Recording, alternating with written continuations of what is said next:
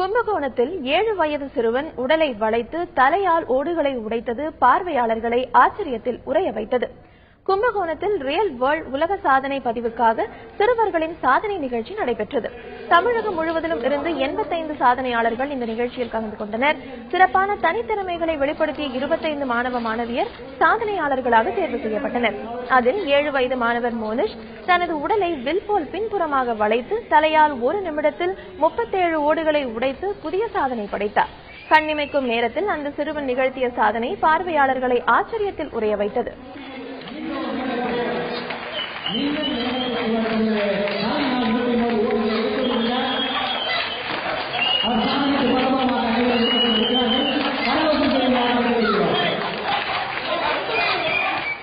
உலக சாதனை அமைப்பின் சார்பில் தேர்வு செய்யப்பட்ட 25 மாணவ மாணவியருக்கு சான்றிதழ்களும் நினைவு பரிசுகளும் வழங்கப்பட்டன.